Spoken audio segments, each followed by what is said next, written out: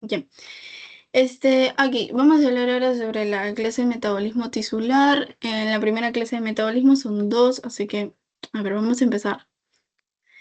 Bien, con metabolismo vamos a empezar dando algunos detallitos, así muy sueltitos sobre lo que es el metabolismo en general. Ok, el metabolismo en cada órgano se da de diferente manera y todo esto depende de la genética. Ok, esto solamente lo estoy mencionando, no lo he escrito.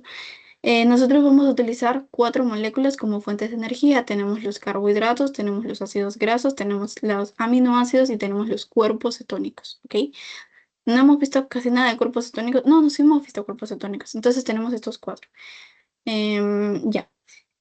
Cada órgano lo va a utilizar dependiendo de la fase en la que se encuentre y es lo que vamos a ver acá.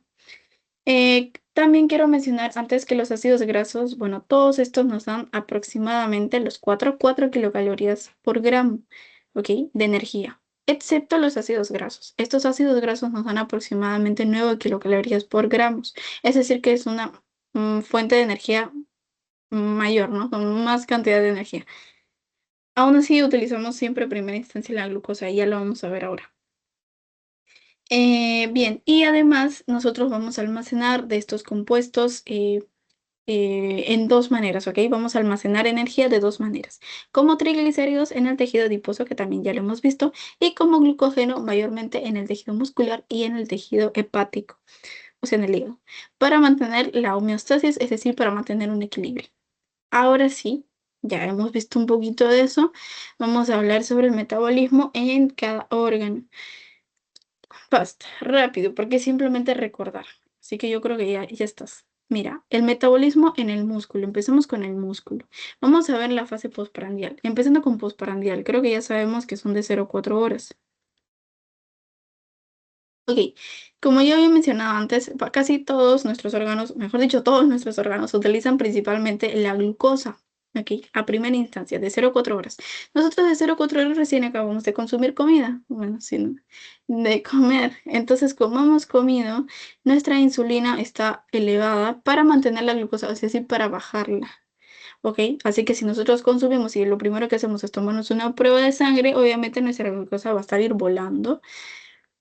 Bien, entonces nosotros utilizamos la glucosa, la insulina plasmática se aumenta en la sangre. Esta va a ser, la insulina plasmática, va a hacer que el GLUT4, que no se ve nada, obviamente, que el GLUT4 se transloque, ok, esa es la palabra, se transloque, para permitir el ingreso de esta glucosa y así regularla, ok.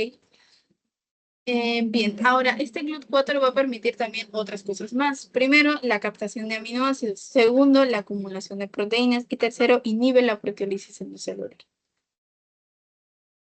Esta proteólisis endocelular no se da ahorita en la fase postprandial, aproximadamente se da en el ayuno o incluso en la fase posabsortiva, es decir, después de algunas horas de haber consumido. Ahora también la fase postprandial, bueno, ya lo había mencionado ahorita, no sé si estuviste cuando lo mencioné, pero yo hablé de la creatina. La creatina es mayormente la principal o la fuente, la primera fuente de energía que utilizamos nuestros músculos para la contracción muscular. La creatina, yo les había dicho, bueno, ya antes, que nosotros almacenamos, no almacenamos ATP en el músculo, no almacenamos ATP. Pero entre comillas, como que la almacenamos como la fosfocreatina. La fosfocreatina es P más creatina, ¿ok? Y lo vamos a unir con el ADP. Este ADP, que es adenosín difosfato, con una carboxiquinasa seca, la enzima carboxiquinasa, va a ceder este fosfato al ADP. Y este ADP se vuelve ATP más la creatina que también había mencionado antes, se excreta porque viene a ser un producto de desecho. ¿Ok? Este, y ya.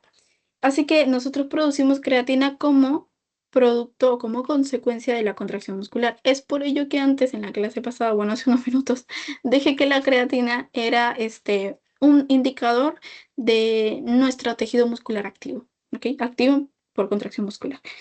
Listo, ahora vamos a ver lo que es la posabsortiva, que va de 4 a 8 horas después de comer. Bien. Acá en la fase posabsortiva aproximadamente vamos a estar utilizando nuestras proteínas lábiles. El músculo se encarga de hidrolizar proteínas lábiles. Proteínas lábiles, ¿qué era? Proteínas de rápida hidrolización, ¿ok? Que eran las proteínas o los aminoácidos, perdón, ramificados, que yo había mencionado tres, la leucina, la isoleucina y la valina, ¿ok? Estas proteínas lábiles que son de fácil hidrolización van a ser las protagonistas en esta fase posabsortiva en el músculo. ¿Por qué? Porque estos van a ser derivados después para procesos gluconeogénicos, ¿ok? Gluconeogénicos en los cuales nosotros ya no tenemos mucha glucosa en sangre, ya lo que era insulina elevada baja, aumenta glucagón. Carecemos, no tengo la, no, carecemos de esta insulina, perdón, carecemos de glucosa, entonces el glucagón va a ser un estimulante para los procesos gluconeogénicos, es decir, glucosa sin compuestos derivados de los carbohidratos, ¿ok? Lactato, glicerol, aminoácidos, ¿ya? Solamente para recordar. Bien, ya. Ahora vamos a ver el músculo en dos opciones, reposo, actividad, otro color. Reposo, actividad, ok, me chispas. El músculo en reposo tiene una saturación de oxígeno espectacular, o sea, no le pasa nada. Entonces, este va a tener su vía glucolítica espectacular dada, su ciclo de Krebs que requiere de energía, perdón, que depende de oxígeno, todo bien, la cadena de transporte de electrones, las lanzaderas, todo está funcionando muy bien. Muy chispas.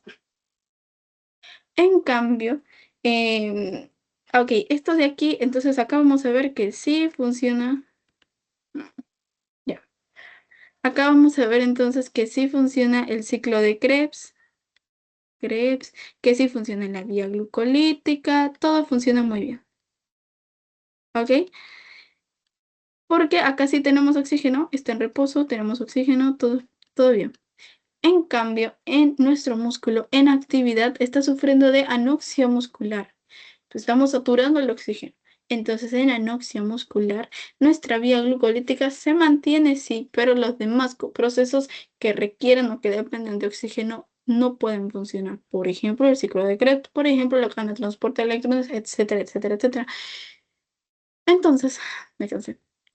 Entonces, la vía glucolítica, debido a que es el único, o bueno, entre comillas, ahora que es la única fuente de energía que nos va a dar al músculo, va a trabajar con mayor rapidez o con la vía glucolítica, que es la única que va a vivir ahora, va a trabajar hasta 20 veces más, específicamente. 20 veces más. Ya ahí. Porque si no, ya hasta 20 veces más. ¿Debido a que no tenemos oxígeno porque entramos en un periodo de anoxia muscular? Ok. Ya.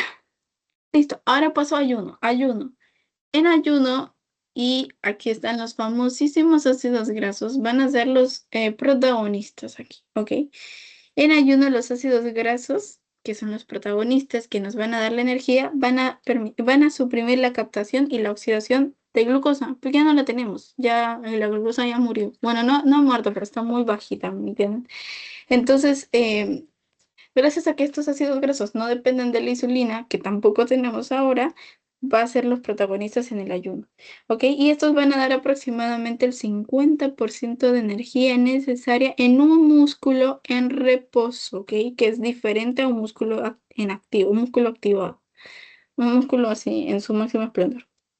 Y por último también tenemos otro periodo llamado ayuno prolongado. En realidad yo le he puesto ese nombre, pero es un ayuno más largo. En la próxima clase de integración metabólica vamos a ver hasta cinco fases. Inanición también vamos a llegar. Pero ahorita les estoy dando ese nombre entre comillas, ayuno prolongado. En donde los protagonistas van a ser los cuerpos cetónicos, ¿ok? Los cuerpos cetónicos. ¿Qué permite esto? Que la glucosa se pueda utilizar en otros tejidos en los que son importantes, por ejemplo, el cerebro, ¿ok? Entonces ya, hasta ahí creo que tranqui, ¿sí? Músculo, tranquis, creo que vamos bien. Vamos a pasar al tejido adiposo. Al tejido adiposo es recordar volver a vivir, porque en la fase postprandial nosotros estábamos hablando de dos de lipoproteínas. Los kilomicrones, las VLDL. Los kilomicrones eran lipoproteínas que traían lípidos exógenos, es decir, de los alimentos. Y las lipoproteínas, las VLDL, son lipoproteínas que traían lípidos endógenos, es decir, de nuestro propio organismo, y los llevaban a nivel del tejido adiposo para hidrolizarse gracias a la lipasa lipoproteica activada por la ApoC2. Ok, todo un menjunje, pero espero que se me haya entendido. Igual es como les digo, metabolismo es la colección de todas las clases pasadas. Así que si las clases pasadas nada, ahora menos. Pero ahí vamos. Los kilomicrones y las VLDL son hidrolizadas, es decir, que estos van a traer lípidos y estos van a ser desintegrados. Acá tenemos lípidos, por ejemplo, los triglicéridos, que los vamos a hidrolizar, es decir, vamos a formar glicerol y vamos a formar ácidos grasos. ¿Ok? Esta hidrólisis se daba gracias a la activación de la lipasa lipoproteica. Esta lipasa lipoproteica estaba inducida por la insulina, más no activada por ella, sino que activada por la ApoC2. ¿Ok? Ya. Esa es en la fase postprandial. Acuérdense que los ácidos grasos penetraban en el tejido adiposo, más el glicerol se iba al hígado, pues el tejido adiposo no podía hacer nada con el glicerol, pues no tenía la enzima necesaria que es la glicerol-quinasa. ¿Ya? Bien. También, obviamente recién hemos consumido comida, entonces tenemos la insulina elevada. Si tenemos la insulina elevada, esta insulina, además que está estimulando la activación de la ApoC2 para activar la lipasa lipoproteica, vamos a ver que también duerme otra hormona, la lipasa sensible a la acción hormonal. Activa lipasa lipoproteica, pero duerme la lipasa sensible a la acción hormonal, que era la que, y tú me habías mencionado, Rodrigo, la lipasa sensible a la acción hormonal era la que aumentaba la adenosine-ciclasa, aumentaba el AMP cíclico, no sé si te acuerdas, y aumentaba lo que era el glucagón, que es exactamente la hormona opuesta a cuando nosotros recién comemos. El glucagón, que es cuando ya hemos dejado de comer por un tiempo. Entonces, la insulina se encarga de dormir esta hormona, ¿ok? Porque no tenemos el glucagón activo, muy elevado ahora. Lo tenemos al contrario, bajito. Ahora pasamos al ayuno. Pero quiero ver si me estoy olvidando de algo. Ya. Mm, ok. La lipasa sensible a la acción hormonal, además de aumentar el glucagón, también el glucagón es el encargado de degradar los triglicéridos. Degrada los triglicéridos ya formados. ¿Para qué? Eh, para favorecer el almacenamiento de grasa.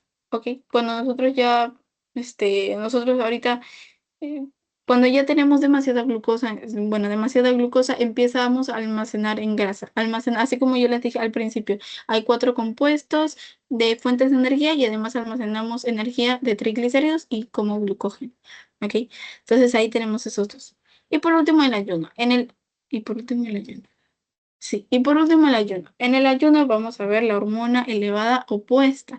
Si antes era la insulina, ahora vamos a ver el glucagón.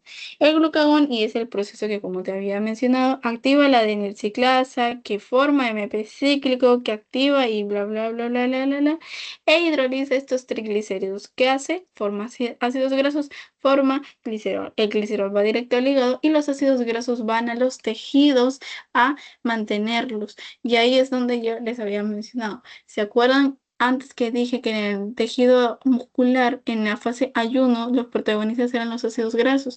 Estos ácidos grasos no venían porque sí, sino que venían de los ácidos del tejido adiposo.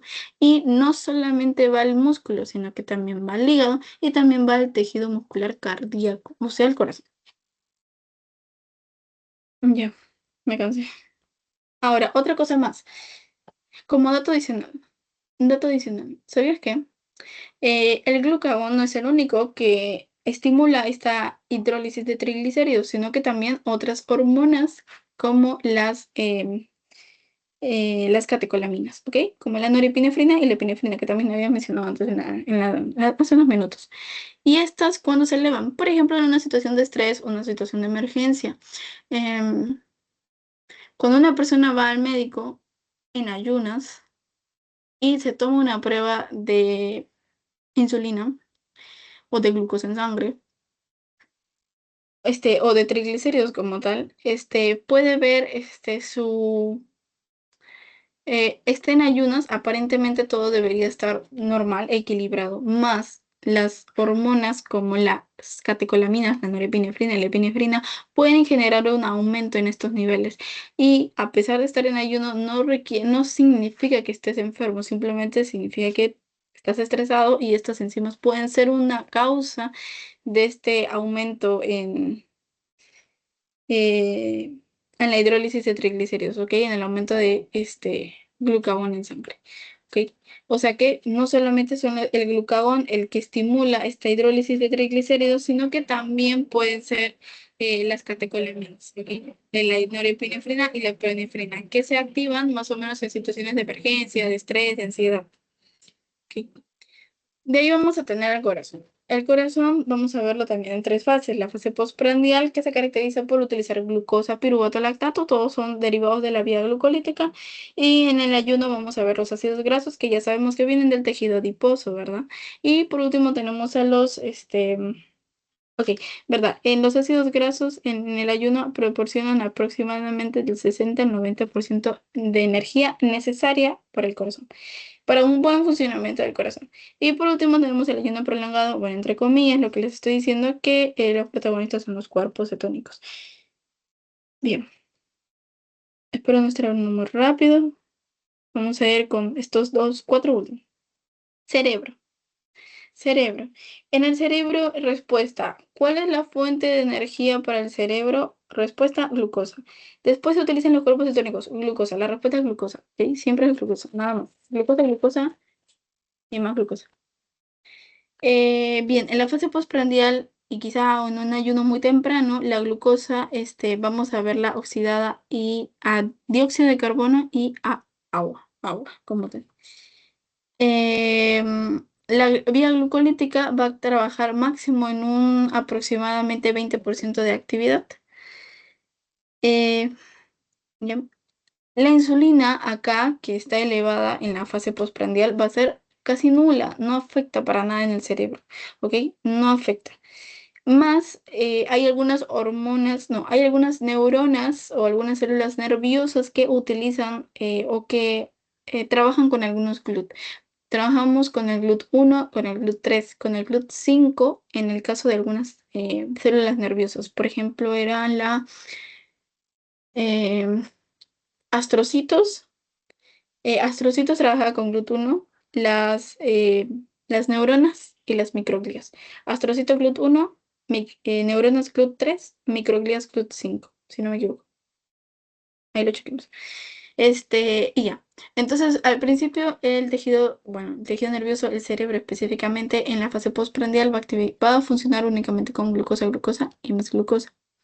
Ok, la glucosa lo va a oxidar completamente el CO2 y el agua. Ok, el H2. Bien.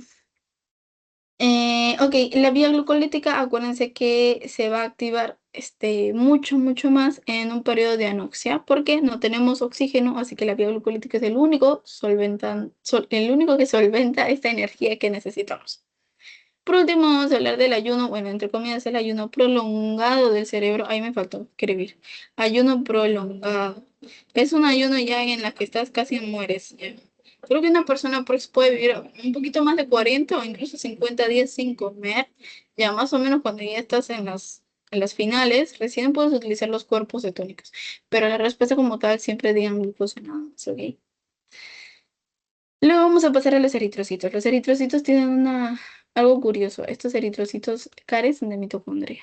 ¿Ok? Este va a utilizar la glucosa. ¿Ok? Utiliza la glucosa, que es su principal fuente de energía. Y este transporta CO2 y O2, es decir, gases.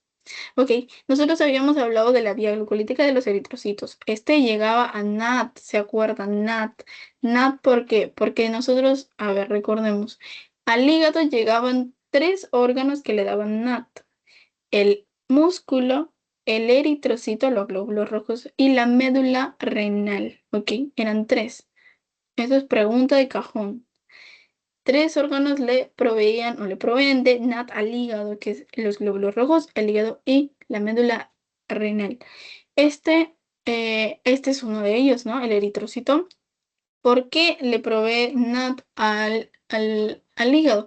Por ejemplo, Este no tiene mitocondria, no puede derivar ningún compuesto, ningún piruvato al ciclo de Krebs, debido a que no va a haber ciclo de Krebs. ¿Ok? El ciclo de Krebs sucede en la mitocondria, bueno, en la membrana de la mitocondria, pero si no hay mitocondria, no suceden estos procesos, no sucede lanzadera, no sucede cadena de transporte de electrones, solamente nos mantenemos con la vía glucolítica y debido a nosotros yo ya había mencionado que la fabricación de piruvato es bastante rápida de la vía glucolítica, entonces simplemente se satura.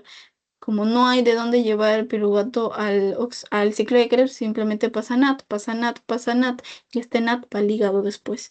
Ahora, otra cosa más, otro datito adicional, la vía glucolítica de los eritrocitos tiene una fase, una salidita, que es el 2,3-bifosfoglicerato. Este compuesto 2,3-bifosfoglicerato es muy importante porque favorece el intercambio gaseoso. Espera, ya me enteré. Ajá, ya, es un metabolito que favorece o que participa en el intercambio gaseoso. Bueno, nosotros sabemos que el eritrocito se encarga de limpiar, bueno, sí, de limpiar y de a su vez oxigenar el cuerpo. Da O2 y recoge todo el CO2 aquí para eliminarlo por la respiración. Listo. Paso a hígado, termino con riñón y entramos todavía radicales. Es rápida la clase, de verdad, es rápida. Lo estoy yendo rápido. El hígado, vamos a ver dos fases. Vamos a ver la fase postprandial y luego vamos a ver la fase de ayuno. El hígado es muy importante. El hígado es, de hecho, el órgano que yo considero el más importante y el que tiene muchas cosas más que memorizar. En el hígado, en la fase postprandial, vamos a ver que es el órgano que recepciona todos los nutrientes que llegan a nivel intestinal. ¿Ok? Em, ok. Em, Ok, acá vamos a ver que empieza la glucosa. La glucosa que llega, porque en el hígado sucede la vía glucolítica también. En la glucosa vamos a ver que este va a permitir la síntesis uno de glucógeno. Ok, fase postprandial, tenemos mucha glucosa. Lo almacenamos como glucógeno. Ok, acuérdense que yo les dije que el glucógeno lo almacenábamos en el músculo, en el hígado. ¿Ya? ¿Qué más?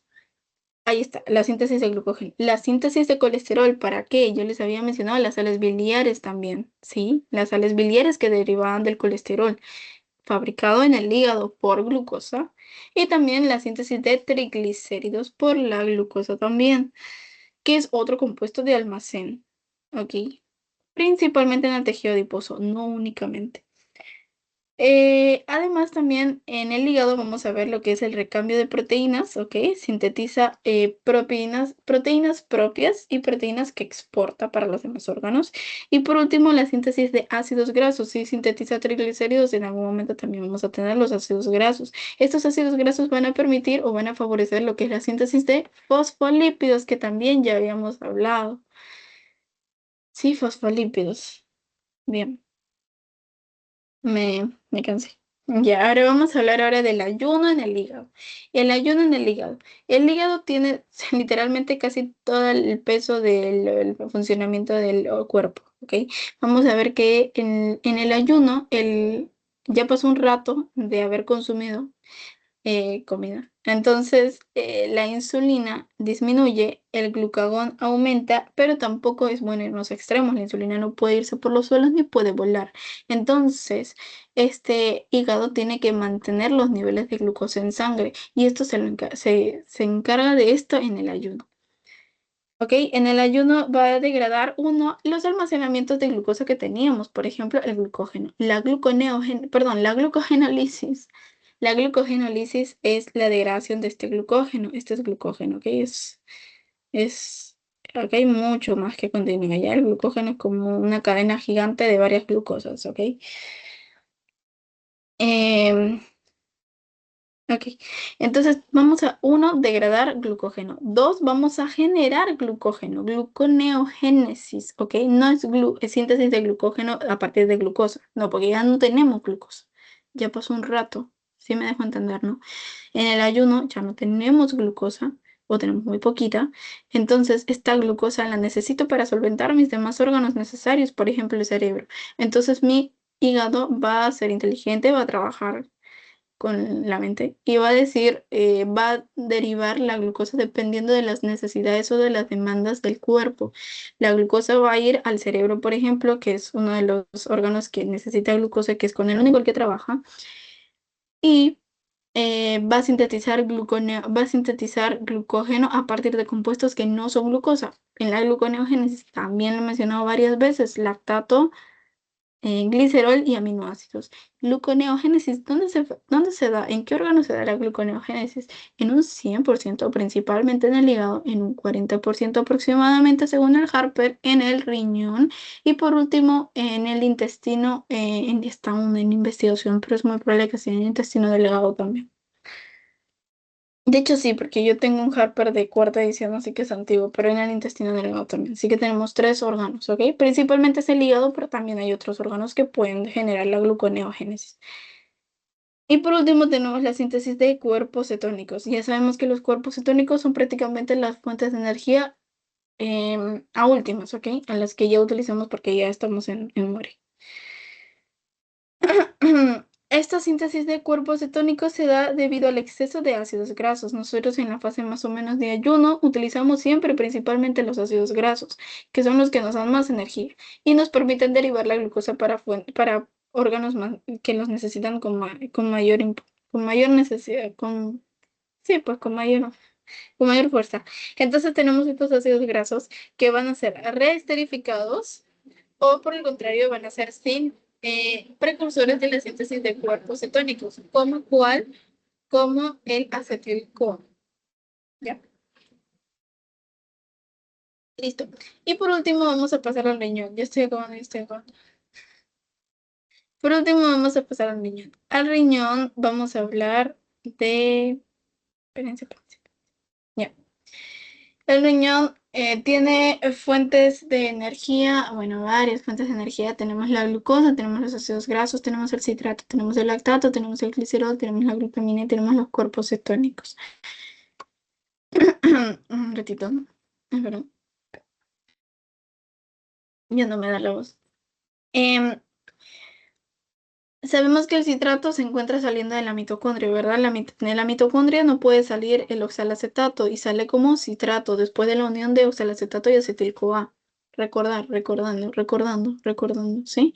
Lactato es un derivado de la vía glucolítica. Y por último, el glicerol no es parte de la vía glucolítica. Ya sabemos que es derivado de la dihidroxiacetona-fosfato, más no pertenece a la vía glucolítica. La glutamina son aminoácidos y los cuerpos cetónicos que, bueno, ya los conocemos. Ok, el riñón va a tener, digamos, dos papeles, ¿ok? Uno es en la corteza y otro es en la médula. A ver, en la corteza nosotros vamos a pensar un poquito. Yo les dije que habían tres órganos que nos daban NAD al hígado. Eritrocitos, músculo y médula. Entonces, bueno, igual ahí ya les puse la imagen. Si yo les digo que NAD mayormente, por ejemplo, en el caso de los eritrocitos es porque no tenemos mitocondria. Si no hay mitocondria, no hay ciclo de Krebs. Entonces, esta vía glucolítica en donde manda su piruvato lo va a fabricar NAD, a cada rato, de piruvato a lactato, de piruvato a lactato. ¿Y cómo se da esto? Con la lactato deshidrogenasa, enzima que elimina NAD. Entonces, si hacemos este proceso, ¿qué pasaría con la médula renal o la corteza renal? Si yo sé que la vía glucolítica está en su máximo esplendor y la vía glucolítica es dependiente o independiente de oxígeno. Perdón.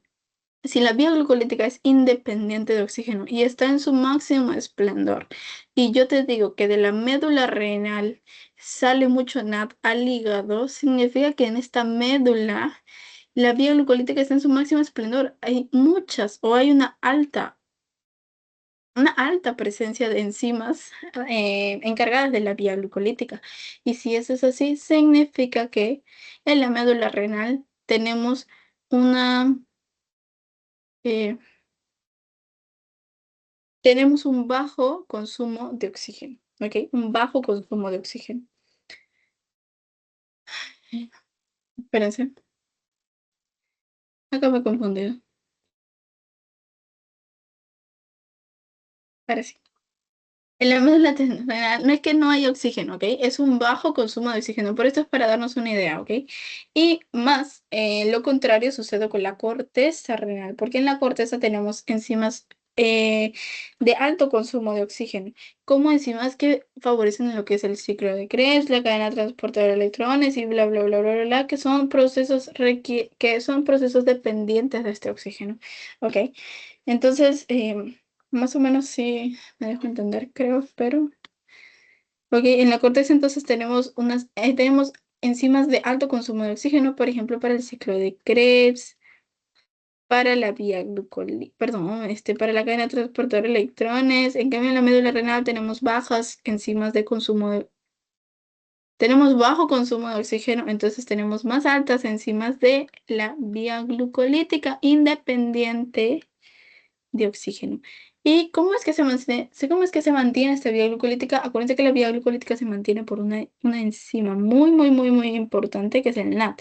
¿Y cómo se produce este NAT? Gracias a piruvato lactato, piruvato lactato, piruvato lactato, lactato deshidrogenasa, botanat. Ok, me he confundido todo este rato. Creo que les he dicho una pavada. En todo, tres órganos le dan NAT, yo dije al hígado. Eso no está bien. No le da NAT, le da lactato. Ok, no sé qué me pasó. Lo que hace el NAT es ir a la vía glucolítica para mantenerla funcionando. El lactato es el que va al hígado, ¿ok? El lactato por la médula renal, el lactato por el eritrocito y el lactato por el músculo al hígado, ¿ok? Bien, lo estoy corrigiendo por si acaso. No sé por qué estaba diciendo eso. Por último, tenemos la gluconeogénesis en el riñón. En el riñón, así como yo lo mencioné en el hígado, en el riñón también sucede la gluconeogénesis, ¿ya ven? Pero, y acá hago un pero bien grande, pero, pero, la gluconeogénesis nos da energía, obviamente, nos da una fuente de glucosa desde derivados que no son de carbohidratos, más esta gluconeogénesis es de uso propio, es decir, que el hígado, perdón, que el riñón lo usa para sí mismo y libera muy poco a la circulación. ¿Ok? Este proceso de gluconeogénesis sucede para uso propio y es muy poco para para la circulación. ¿Ok? Y esto se da regulado por el glucagón y por la epinefrina.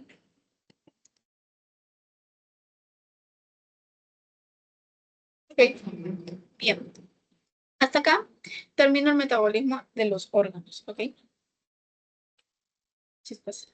Hasta acá termino lo que es metabolismo de los órganos. Me paso a la carnita del tema que es, espero yo, más rápido. Radicales libres,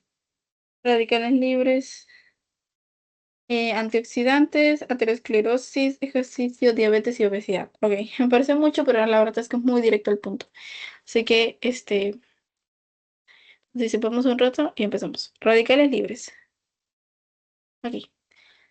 Los radicales libres, como su nombre lo dice, son compuestos altamente reactivos. Son compuestos o que son moléculas que en su último orbital tienen electrones desapareados. Uno o más electrones desapareados en su último orbital. Estos radicales libres ya los había estado mencionando antes, así que no es de la nada que con los radicales, ¿ok? Ay, chispas. Voy a mencionar un experimento que los mencionan en el PPT. Particularmente no le doy mucha importancia, bueno, no le doy mucho énfasis, pero hay un experimento en el que se encierra a una ratita con oxígeno puro, nuestro aire no tiene oxígeno puro, la ratita la encerraron con oxígeno puro por aproximadamente 3 días. Después de estos 3 días, la ratita murió. ¿Por qué muere la ratita? Por el oxígeno puro. El oxígeno es una molécula birradical, ¿ok? Birradical. Y la absorción de energía la vuelve en un oxígeno singlete, que es un radical libre, que es tóxico para el organismo. Ok, así que el oxígeno puro, entre comillas, puede ser tóxico para el organismo. ¿Por qué? Porque es altamente reactivo. Los radicales libres son compuestos altamente reactivos. Estos radicales libres se pueden formar en dos lugares, en la mitocondria y en el citosol. En la mitocondria se forman por la cadena transportadora de electrones, específicamente por los complejos 1 y 3. ¿Ya? Listo. Y esto lo paso, esto. Y en el citosol lo vamos a ver por los metales de transición. Metales de transición. ¿Cuáles metales de transición? Hierro y cobre.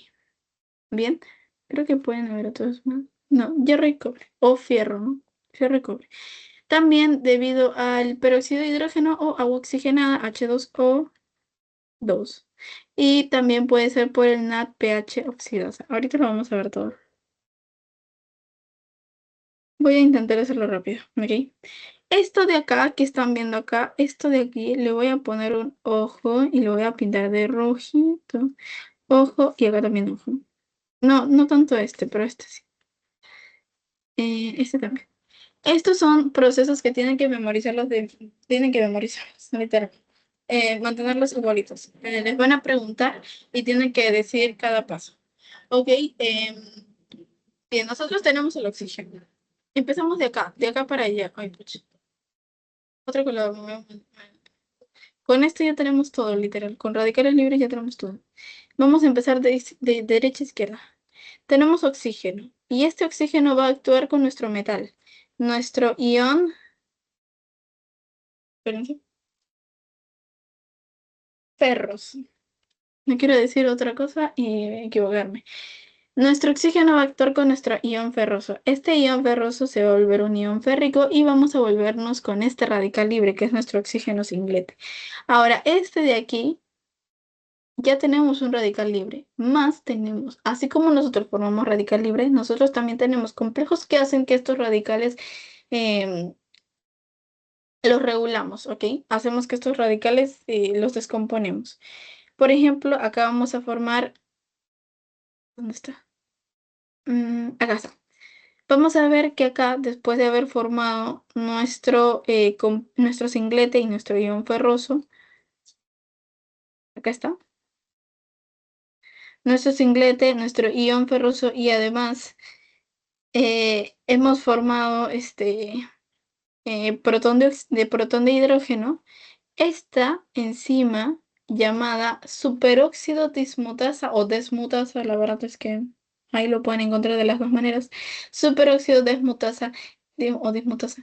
Este de aquí va a ser encargado de formar en un peróxido de hidrógeno, un agua oxigenada.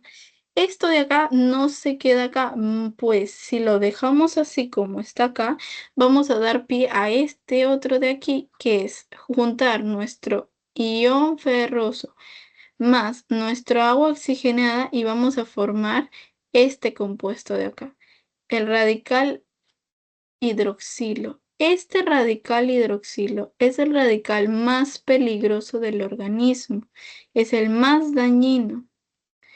Entonces, a pesar de que hemos utilizado una de nuestras enzimas que son encargadas de regular estos radicales libres, como la superoxidada desmutasa, que es la principal, cabe mencionar, no liberamos el peligro, ¿ok? Porque de todas formas está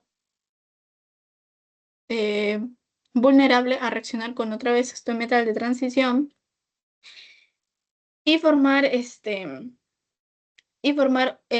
radical hidroxilo, ¿ok? Radical hidroxilo con nuestro ion ferroso, ¿ok?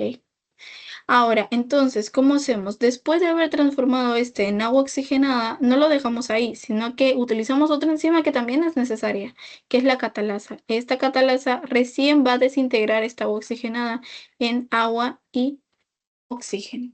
Después de esto, esta está salvada y ya no se forma radical libre. ¿Ok? ¿Cuál es el radical libre más peligroso entonces? Es el radical hidroxilo. ¿Ok? Este oxígeno singlete, este radical de oxígeno, actúa con el ion ferroso. Este ion ferroso vuelve en agua oxigenada em, más hidrógeno. Actúa con la superoxidasa de mutasa. Este va a formarlo en agua oxigenada y oxígeno. Más esta oxigenada no está libre de peligro, pues si esta reacciona con un metal, puede generar el radical hidroxilo. Sin embargo, si nosotros hacemos que ingrese esta otra enzima, que es la catalasa, hace que esta oxigenada se desintegre en agua y en oxígeno y evita esta transformación del radical. Lo mismo va a suceder también con el ion cuproso. ¿Ok? El ion cuproso. ¿Listo? Bien, ok, eso es primero. Ahora, quiero mencionar, este proceso tiene un nombre esta reacción en la que se forma el ion hidroxilo, específicamente esta de acá, ¿ok? Esto de acá se llama reacción de Fenton, importantísima para la clase, que te van a preguntar, de hecho, reacción de Fenton. Ok, listo. Ahora, vamos a ver que esto también puede suceder en una vitamina, por ejemplo, el ácido ascórbico. Ok, el ácido ascórbico, perdón. El ácido ascórbico lo vamos a ver en este proceso, en el AH. AH. Terminamos a las 7. Con fe terminamos a las 7. Ya. Tenemos el AH. Bien, este AH, ok, ya. Este H va a reaccionar con el oxígeno y este, gracias a un ion cúprico, perdón, cúprico, va a reaccionar y va a botar otra vez lo mismo, peróxido de hidrógeno. Y el peróxido de hidrógeno, si reacciona otra vez con este ion, puede generar un ion hidroxilo, que es el que vamos a encontrar por acá. Reaccionó el agua oxigenada con este ion y generó este ion hidroxilo, perdón, radical hidroxilo, que como ya sabemos es el radical más peligroso. ¿Ok? Tengo una Eh, pregunta. sí, dime. La reacción de Fenton puede ser con el ion ferroso o el ion cuproso, cualquiera de los dos, o para No, cada uno hay un nombre específico. no, específicamente es con el ion férrico. Perdón, ferroso. Con el ion ferroso es la reacción de Fenton. El cúprico se puede dar en este caso, por ejemplo, con el ácido ascórbico. Ujú. Pero no tiene un nombre en específico la reacción, ¿no? Desconozco de algún nombre en específico. En la clase más que todo nos dijeron a la reacción de Fenton. O sea, reacción de Fenton, bueno, Fenton, F de hierro. Pero no sé si tiene algún nombre en específico. Voy a investigarlo, de hecho. Pero si te pregunta, el doctor te va a preguntar específicamente del hierro. Y esa es la reacción de Fenton. Así que no creo que te pregunte otra. Pero igual lo voy a investigar por si acaso. Ya me has puesto una duda también ahí. Gracias. Ujú. Entonces ya. Esto sería lo que son los radicales libres. Ok. Bien, ahora hay fuentes de radicales libres. En la mitocondria ya sabemos cuáles son, pero ahora podemos verlo quizá en lo que es el citosol. En el citosol habíamos visto estos metales de transición, ¿verdad? El hierro, el cobre, etcétera. También lo vamos a ver con estos tres, con la santina. Ay, con la santina por una enzima, la enzima Michi o la santina oxidasa, ¿ya? Que lo habíamos visto también en genética, la segunda clase. Araquidonato, ya hemos visto también araquidonato. ¿Cuál era su enzima de araquidonato? La COX, la ciclooxigenasa. Y por último, el oxígeno con la NADPH oxidasa. Todos estos procesos, estos tres procesos, nos botan un radical libre, el singlete del oxígeno. Aquí. Bien, creo que hasta ahí estamos tranquilos. Ujú. Ah, y más la cadena transportadora de electrones, ¿no? De la mitocondria. Más la cadena transportadora de electrones. Estaba olvidando de la mitocondria. Listo. Bien, hasta ahí vamos. Bien, ahora vamos a ver lo que son los antioxidantes, que es lo contrario a los radicales libres. ¿Ok? Yo les había mencionado un antioxidante que era el principal antioxidante que sintetizaba el cuerpo, el glutatión. Ahí no estabas, pero ahí te lo menciono. el glutatión es la misma cosa, es un antioxidante. Y yo les había mencionado también el glutatión oxidado y reducido. Solamente para recordarte porque no estuviste cuando te lo estaba explicando. El glutatión oxidado y el glutatión reducido. Mayormente, cuando utilizamos el glutatión como antioxidante, de reducido pasa a oxidado. ¿Ok? De reducido pasa a oxidado. Este oxidado también puede pasar a reducido, obviamente. ¿Ok? Eh, Era por el glutatión reductasa. ¿Ok? Lo reducía. El glutatión oxidado lo reducía la glutatión reductasa con necesidad de la NADPH. Ahora, este glutatión reducido y este glutatión oxidado, pues si nosotros tenemos, o sea, si nosotros somos más jóvenes, yo decía que la glutatión reducida está en mayor proporción en nosotros porque bueno, somos más jóvenes y quizá estos antioxidantes no los hemos saturado.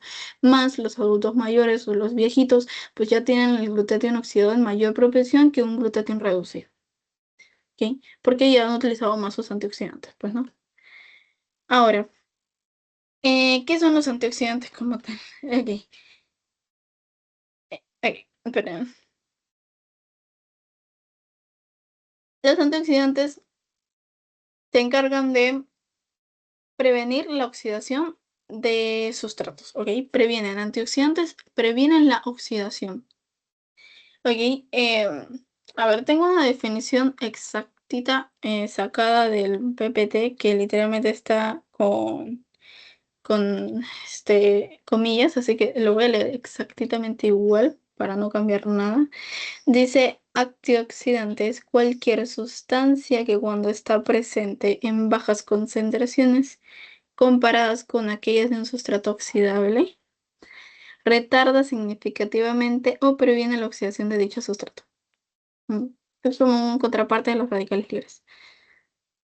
Ahora, nosotros los seres vivos tenemos complejos antioxidantes, evidentemente.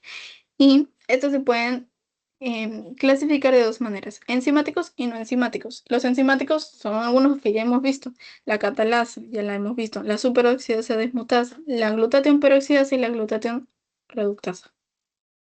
¿Ya? ¿Ya no? Ya hemos visto esas. Ahora también tenemos antioxidantes no enzimáticos y no coloqué escrito, pero los voy a decir, que son como 9. Los antioxidantes no enzimáticos también los subdividimos en dos.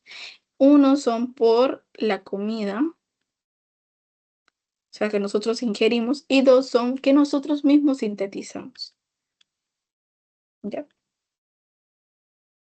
Por la comida tenemos flavonoides, carotenoides, vitamina C, vitamina E. Estos dos son preguntas de pasito. ¿Ya? Por la comida, vitamina C, vitamina E. ¿Ya? Y antocianinas. Y por último, las no enzimáticas que nosotros sintetizamos son el glutatión. El glutatión, el más importante, creo. Es el más importante. Ok. La ceruloplasmina, la transferina y el ácido úrico. Ya. Antioxidantes enzimáticos y no enzimáticos. Esos son de memoria. Ok.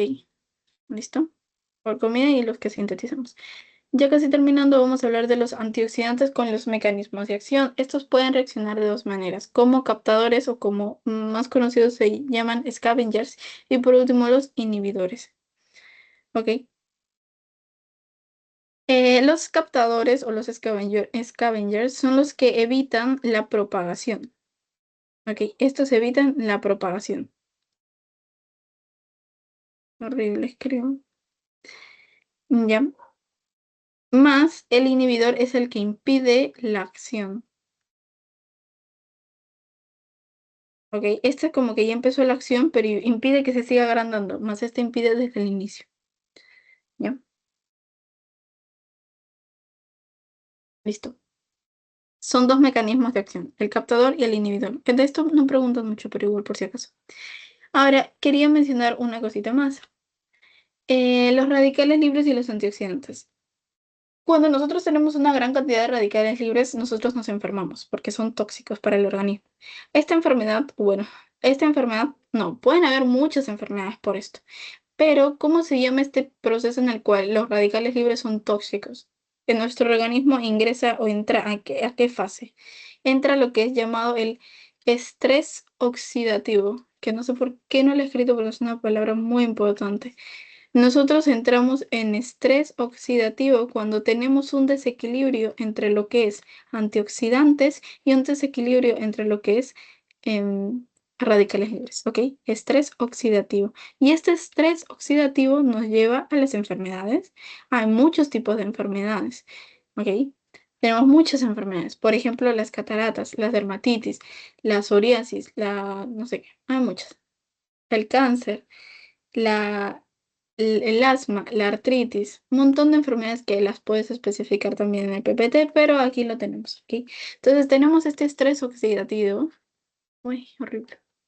Este estrés oxidativo que se da cuando hay un aumento de radicales libres y hay un desequilibrio entre antioxidantes y prooxidantes.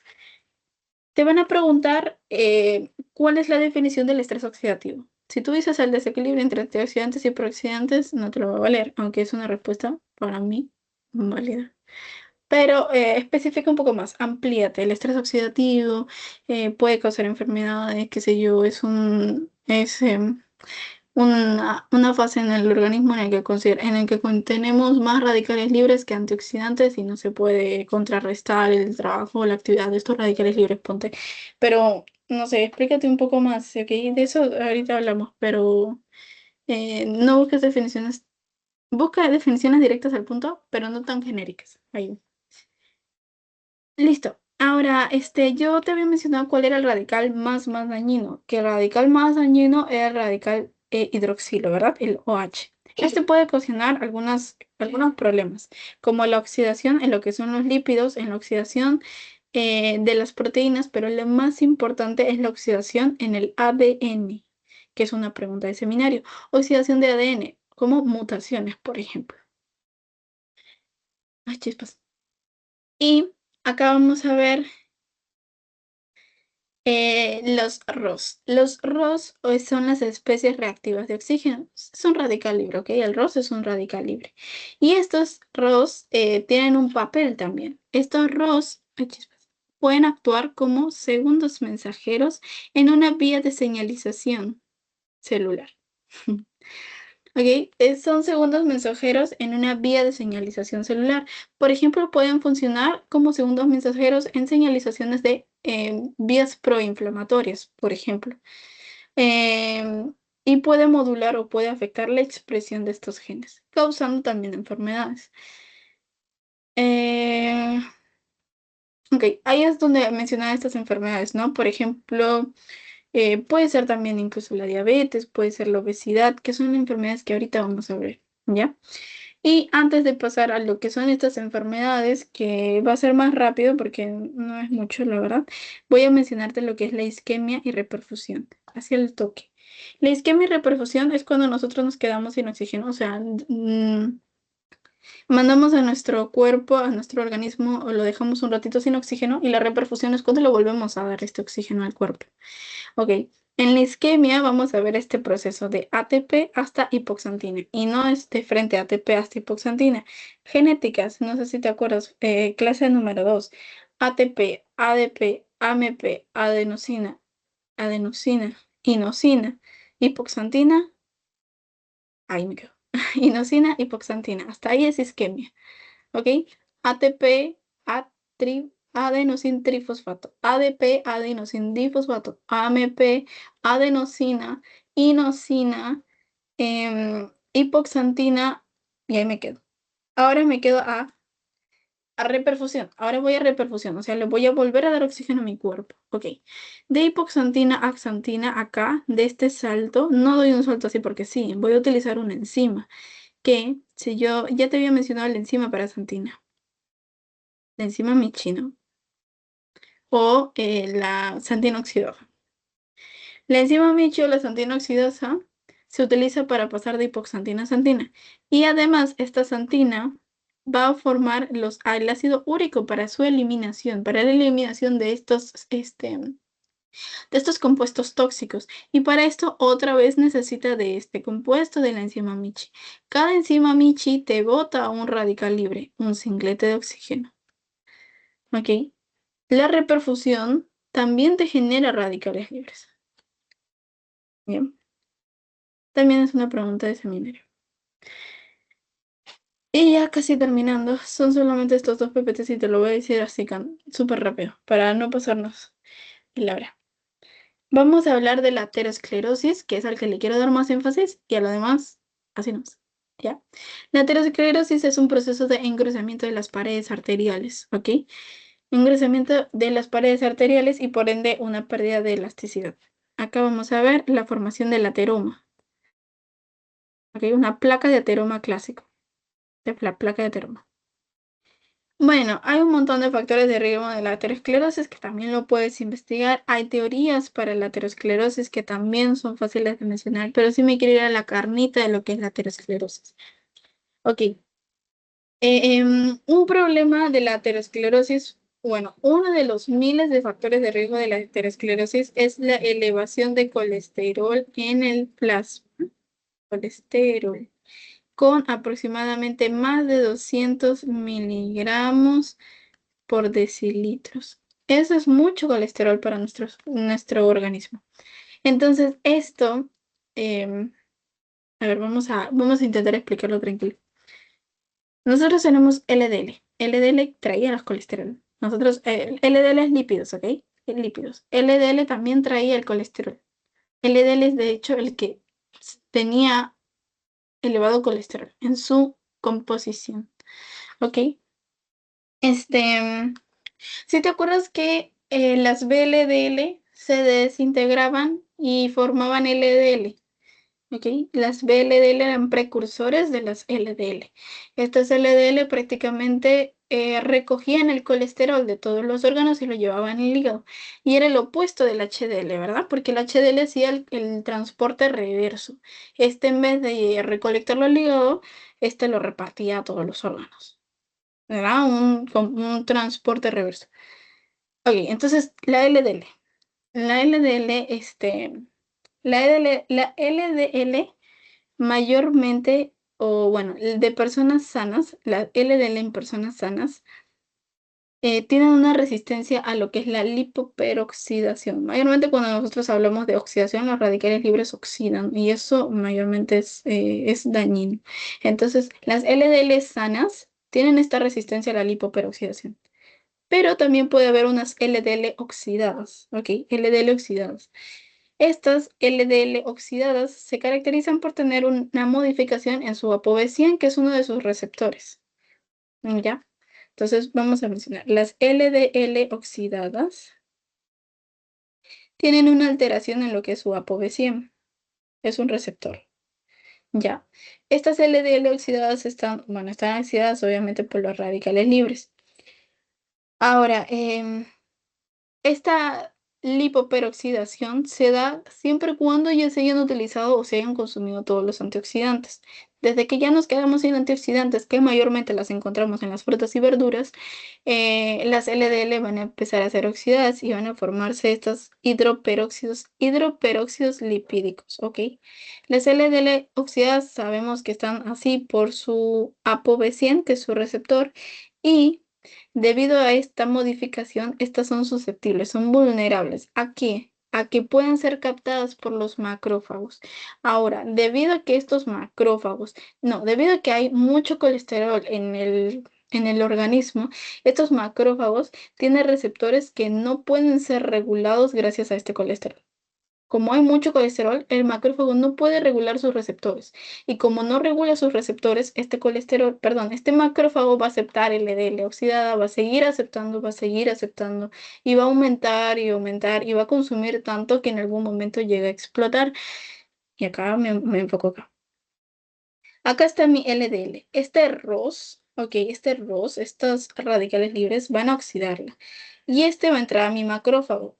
Como tenemos una un colesterol elevado no va a regular a mi macrófago. Este macrófago se va a llenar de estas LDL oxidadas, explota y va a botar en él compuestos con efectos aterogénicos, es decir, precursores de una placa aterogénica clásica, como las células espumosas, que acá están, las células espumosas. ¿Ya? Así que estas, en los macrófagos, que van a intentar fagocitar estas LDL oxidadas que han sido explotadas y han salido por todas partes, van a formar estas células espumosas. Estas de aquí van a ser las precursores de esta placa de ateroma, esta plaquita de grasa en las paredes arteriales. Ay, no se ve nada de este color. Ya. Aquí, eso. Ahora, ¿esto dónde sucede? Pregunta de seminario. Esto sucede en la túnica media íntima, ¿ok? La túnica, perdón, las paredes de un vaso arterial son media, no, íntima media adventicia. Íntima media adventicia, ¿dónde está la adventicia? Ahí está la adventicia. Adventicia media íntima. Ok. Más o menos cuando nosotros ya pasamos la túnica media, ya nuestro macrófago va a captar estas LDL oxidadas. Y en la íntima sucede todo este proceso en su máximo esplendor. Ok. Entonces sucede aproximadamente en la túnica íntima media. Pregunta de seminario. Ya. También capaz el profesor te quiera preguntar cuáles son todas las capas de esta pared arterial. Bueno, ya tú dices que también la túnica adventicia, ¿no? Pero ya eso es adicional. Del ejercicio moderado, la verdad es que es un poco tedioso. El ejercicio moderado es muy saludable, de hecho es considerado un antioxidante más para el organismo, más. El ejercicio exhaustivo es considerado dañino y puede generar radicales libres. Ok, así que vendría a ser todo lo contrario. Esto debido a que aumenta la lipoperoxidación, ¿ok? Ya cuando te digan oxidación, ya es malo ya. Lipoperoxidación, la oxidación de proteínas. Y como dato adicional, en el PPT menciona oxidación de glutatión, más el glutatión nunca puede ser oxidado y es un dato que nos indicó el doctor en clase. Voy a investigar más sobre eso también y te respondo después en privado, pero ni bien tú veas oxidación, ya sabemos que estamos por un mal camino. Ok, bien, el ejercicio moderado también necesita obviamente de energía y esta energía la vamos a adquirir de tres lugares.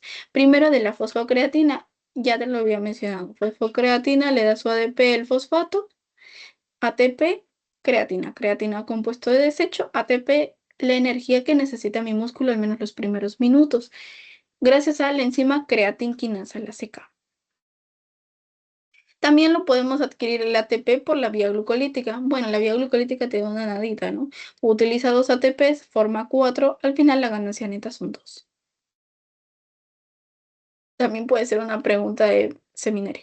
Y la cadena de transporte de electrones que como tal, bueno, esta es la cadena de transporte de electrones te da la fosforilación oxidativa, que es uno de los procesos con mayor fuente de energía. Listo. Bien, ahora sí vienen datitos adicionales. La creatina fosfato y ATP permiten lo que es la energía para la contracción muscular. No te olvides que la creatina es un indicador del tejido muscular activo, ¿sí? Porque es el desecho después de haber utilizado para en la contracción muscular. Em, Mayormente, si nosotros estamos haciendo un ejercicio intenso, esta fosfocreatina se puede agotar en los primeros minutos. Acuérdate que la fosfocreatina solamente es una primera respuesta, así que no es una fuente de energía duradera y permanente, es solamente por momentos. O mejor dicho, es solamente para el primer instante. Bien, acuérdate también que el músculo jamás va a almacenar ATP como ATP. Luego vamos a ver el glucógeno muscular. El glucógeno muscular es la principal fuente de energía. Ya, es la Tengo una principal pregunta. fuente. Sí, dime, te escucho. Eso de la fosfocreatina que solo actúa durante, no sé si dijiste exactamente un tiempo en específico, pero aproximadamente creo que eran 5 minutos. ¿Hay una manera en que pudiera actuar por más tiempo, ya que supuestamente es como un impulso fuerte de energía? ¿Hay una manera en que pueda durar más tiempo ese impulso durante el No, la ejercicio o fosfocreatina. algo así? No, la fosfocreatina no te va a durar mucho. Después de que ya tú utilizaste tu fosfocreatina, que Es que es muy variante, la verdad. En el PPT menciona muchas cosas, en los libros también, pero es como tú me dices, es el primer impulso, ¿no? Es la primera, digamos, el primer ejercicio fuerte. La fosfocreatina es tu primer aliado, el primero que va. Demorará, dependiendo de la intensidad del ejercicio, se puede terminar de 2 a 16 minutos aproximadamente, para ser específica. Ahora, después de esto, el fosfocreatina ya no te va a durar. Lo que viene adicional podría ser el glucógeno muscular, que es digamos, entre comillas, la primera fuente de energía, pero ya más permanente. Así que la fosfocreatina no te va, es solamente poquito. Ah, ¿y cuál sería, tipo, la fuente de energía, no tanto, sino la primera fuente, sino la que da más energía en cuanto a la resistencia El en los glucógeno deportes muscular. y todo eso? ¿Sí o sí? Glucógeno muscular. Ok. Ujú. Sí, sí, no, el glucógeno muscular, es que el glucógeno muscular es el almacén de energía, como tal. Y la fosfocreatina es simplemente como tu salvavidas. Es un poquito débil. Ujú. Gracias. Dale. Em, de hecho, el glucógeno muscular es el que dura más. El glucógeno muscular incluso te puede durar hasta 2 horas, pero es que, como te digo, depende de la intensidad del ejercicio. Pues si haces un ejercicio matadísimo, tipo vas al gimnasio, te haces 20.000 pesas, cosas así, pues obviamente más rápido lo vas a acabar, ¿no? Pero digamos que el glucógeno muscular es el que más te solventa, más te ahí. En un ejercicio intenso, por ejemplo, ejercicio fuerte, fuerte, fuerte, leí que el glucógeno muscular te podía sobrevivir hasta 90 minutos, que es más o menos. Pero es que también cuando uno hace ejercicio intenso, tampoco te vas tanto tiempo, ¿no? Demorarás una Un hora partido de próximo. básquet o un partido de fútbol, tal vez. Y puede ser, ¿no? Que, no sé, sea 1 hora y media, 2 horas a lo mucho. Entonces, más para ahí, por ahí. Y ya, entonces eso. Creo que ahora que me has dicho eso, tenía una pregunta de seminario en donde te preguntan algo así sobre lo del glucógeno muscular y te preguntan sobre esa energía. Y la pregunta era media capciosa porque no lo especificaba en la pregunta, pero te hablaban de un ejercicio intenso, si no me equivoco. Y nosotros lo tomamos, o sea, yo respondí en base al ejercicio moderado. Entonces, por eso es que yo había mencionado, por ejemplo, eh, que como yo había mencionado, no, al revés, nosotros pensamos que era un ejercicio intenso, intenso, intenso. Y como tú sabes que cuando nosotros estamos en un ejercicio intenso, entramos en anoxia muscular, pues no tenemos oxígeno. Entonces, como estamos sin oxígeno, yo dije, entonces la principal fuente es la vía glucolítica de una. Y el doctor me dijo que no, que estaba hablando de la fosforilación oxidativa, que evidentemente es el que te da más energía. Pero como yo lo tomé como un ejercicio intenso, pues yo dije anoxia muscular, no se puede. Pero él me dijo, no, no, no, estábamos hablando de un ejercicio tranqui, un ejercicio moderado. En ese caso, claro, la fosforilación oxidativa es el mejor. Y yo sabía, porque la vía glucolítica solamente eran 2 ATPs, es una nadita, la verdad, comparado con vía glucolítica, ¿no? Perdón, comparado con fosforilación oxidativa, pero no especificaba en la pregunta tampoco. Pero ya igual, podrías preguntar también en clase, o es que no sé si las cambiarán las preguntas. Probablemente las cambien para este año, para este ciclo, perdón. Entonces ahí ya más tranquilo. Y el ejercicio físico también lo dividían en aeróbico. Ahí era el problema. Aeróbico, o sea, con oxígeno y de resistencia.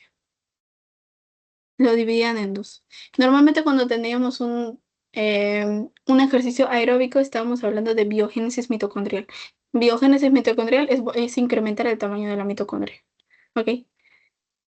Y ya tú sabes que la mitocondria se encarga de todos estos procesos, de ciclo de Krebs, de cadena de transporte de electrones, así que digamos que estos son los que solventan más estos procesos. Biogénesis mitocondrial en aeróbico. Y por último, en resistencia veíamos parecido. También incrementaba el tamaño de la mitocondria, pero también aumentaba el número de mitocondrias y la actividad. ¿Ya? Bien, entonces esto hacía que tuviéramos una mejor utilización de glucosa en el cuerpo, en el ejercicio. ¿Ya? Y por último, ya casi acabando, ahora sí, este es el último beta, de verdad. Es diabetes y obesidad, pero sí lo voy a mencionar súper fast. Bueno, la diabetes ya sabemos, ¿no? Es un nivel constante, un nivel alto y constante y permanente de glucosa. La diabetes mellitus es considerado un estrés, es considerado una enfermedad de estrés oxidativo crónico. ¿Ok? Crónico, o sea, permanente, constante. Em, Estos pacientes siempre van a tener elevados compuestos oxidantes. Ok, siempre. Elevados niveles oxidantes. Ya tú sabes, oxidación a radicales libres. Ok, entonces diabetes mellitus siempre tiene un elevado nivel oxidante y por ende un marcado daño tisular. Aquí, daño tisular. En la diabetes vamos a ver que este está afectado mayormente por los ROS, ¿ok? Por los reactivos. Ay, se me fue el nombre.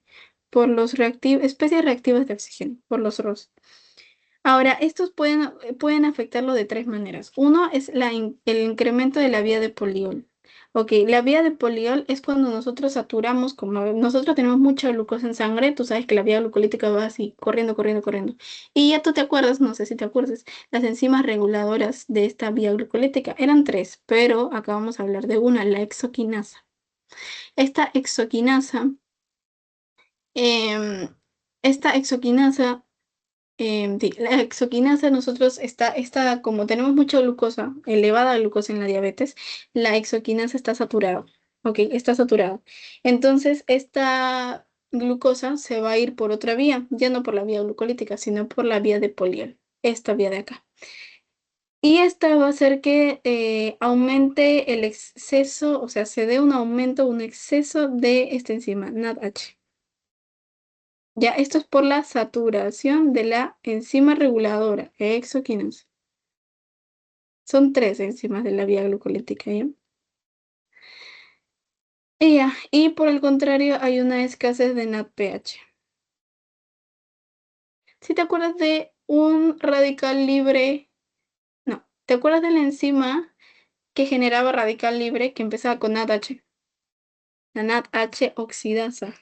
Ujú. Esta generaba radicales libres. Entonces, esta NADH, debido a que aumenta también los radicales libres. La NADH oxidasa, a partir de oxígeno. Así que, si estamos hablando de oxígeno, estamos hablando de estas especies reactivas de oxígeno. Ok. Bien, de ahí teníamos otra opción que es la activación de la proteína quinasa C. Ya. Em, Acá también, debido a la NADPH o NADPH oxidasa específicamente. Bien, la NADPH oxidasa, que es la enzima que fabrica estas radicales libres. em, Esta NADPH oxidasa, yo te había mencionado que podía haber o podía generar tres procesos de oxidación. Oxidación de lípidos, oxidación de proteínas, pero la más importante, oxidación de ADN, que es la generación de mutaciones. Ok, mutaciones. También es pregunta de seminario. Oxidación del ADN. Y por último, la formación de productos finales de glicosilación avanzada. ¿Cómo lo vas a encontrar? Como AGNES. No, perdón. Estoy con ácidos grasos no esterificados. Como AGES. S chiquitita, ¿ya? Que también generan el estrés oxidativo debido a una mala expresión de genes. Mala expresión de genes. También estamos hablando de oxidación de ADN. Ok. Y como estamos hablando específicamente del ROS, estamos hablando de un problema en los segundos mensajeros de la vía de señalización celular, que tú sabes que los ROS funcionan como segundos mensajeros, pero malitos, ¿no? Para, por ejemplo, vías de señalización proinflamatorias, por ejemplo. Y ahí, con ese proinflamatorias, vamos a esta enfermedad, a la enfermedad de la obesidad. La obesidad es considerada una enfermedad es considerada un estado de inflamación crónica. Inflamación, pues está gordito, ¿no? Y crónica porque es permanente. Bueno, los factores de riesgo para las personas de obesidad son infinitas, pero no vamos a hablar de cada una y tampoco vamos a hablar de los porcentajes porque nos vamos la vida. Pero sí te puedo mencionar lo importante. Esta es una enfermedad considerada multicausal, porque tiene muchas causas, y multifactorial. Multifactorial y multicausal. Pregunta también probablemente de seminario. Multifactorial, factual he puesto. Factorial. Listo. Y en la obesidad, bueno, como ya te había mencionado, un estado de inflamación crónica. Ok, perfecto. Así nos quedamos. Este de acá va a tener una alteración en la función del tejido adiposo, produciendo muchas lo que son las adipoquinas o también fabricando lo que son las citoquinas. Estas de acá, ay, perdón, ya. Estas de acá pueden activar pueden activar muchos factores o muchos compuestos proinflamatorios. En el PPT te mencionan una infinidad. Yo te menciono al menos uno. El TNFA. TNF alfa específicamente. Y hay más, ¿ok? Hay más. Hay un montón de factores proinflamatorios. El TNFA es el necrosis tumoral por ahí. Pero son compuestos proinflamatorios debido a la estimulación de estas adipoquinas y también las citoquinas. Adipoquinas y citoquinas no son iguales, por si acaso. Ahora, estas de acá, van a ser estimuladores de estos radicales libres, van a ser estimuladores de estos ROS, debido también a lo que son los macrófagos. También los habíamos mencionado antes a los macrófagos en las aterosclerosis, ¿verdad? Y por último, también activa, ok, estos son vulnerables por macrófagos y son vulnerables por monocitos, por estos dos. Entonces, la obesidad como tal es un estado de inflamación crónica que se encarga de estimular adipoquinas y citoquinas, que estimulan a su vez compuestos o sustancias proinflamatorias, algunas la TNF-alfa y otras más que van a estimular o activar a las radicales libres ROS, ok, los ROS, ya. Y bueno, ya sabemos que estos generan el estrés oxidativo, que es estrés oxidativo igual a enfermedad. ¿Listo? Bien, estos ROS, por si acaso, se van a estimular a través de estos macrófagos y de estos monocitos. Macrófagos son los protagonistas en lo que es la aterosclerosis, ¿verdad? La aterosclerosis que habíamos dicho con las LDL oxidadas. ¿Listo? Bien. A ver, espérame un toquecito, un toquecito.